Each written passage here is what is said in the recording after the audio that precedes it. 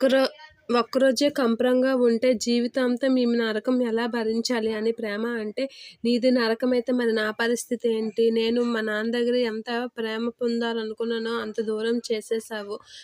ఈ కారణంగా నేను శాశ్వతంగా మా నాన్నని పిలవకుండా చేసావని చెప్పేసి ధీరజిత్ చాలా బాధపడుతూ ఉంటాడు. నువ్వు మా నాన్న ఏం ఆడాడో వినలేదా? చూడు నీ వల్ల దీన్ని తాళి కట్టిన నుంచి ఇప్పటి వరకు జరిగిన దానికి మొత్తం నేను ఎంత బాధపడుతున్నానో నీకేం తెలుసు అని ధీరజ్ సీరియస్‌గా అంటూ ఉంటాడు. ఆ మాటలన్నీ బయటికి గట్టిగా వినిపించేసరికి అందరూ షాక్ అవుతూ ఉంటారు. నర్మద కూడా షాక్ అవుతూ ఉంటుంది. వేదవతి వీళ్ళందరైతే షాక్ అవుతూ ఉంటారు.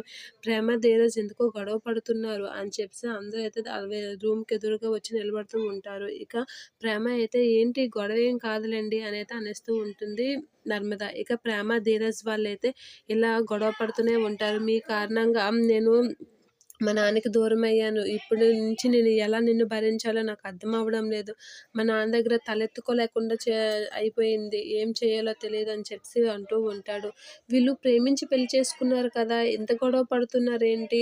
అసలు వీళ్ళిద్దరికి ఇష్టం లేనట్లుగా ఉంది. అయినా ప్రేమించి ఎలా పెళ్లి చేసుకున్నారు? అనైతే వాళ్ళ అక్క అంటూ ఉంటుంది. ఇక వేదవతికైతే షాక్ అవుతూ ఉంటుంది. అబ్బే! గొడవేం కాదు అని అనేస్తూ ఉంటుంది నర్మద.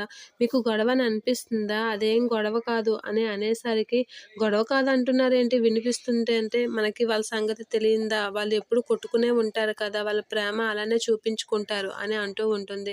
ఇక లేదు లేదు నాకెందుకో అది పెద్ద గొడవలాగా అనిపిస్తుంది. మీరు నాకు మాట ఇచ్చేసేస్తున్నారు అని అంటూ ఉంటుంది వాళ్ళ అక్క. అలా అనేసరికి నర్మద అయితే వాళ్ళ అత్తకి సైగ చేసి తన నోరు ఎలాగోలా మూయించరా అనైతే సైగ చేస్తూ ఉంటుంది.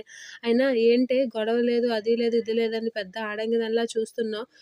నోరు మూసుకొని పదండి తిన్న అన్నం దగ్గర లేవకూడదని తెలీదా అని గసిరేస్తూ ఉంటుంది వేదవతి.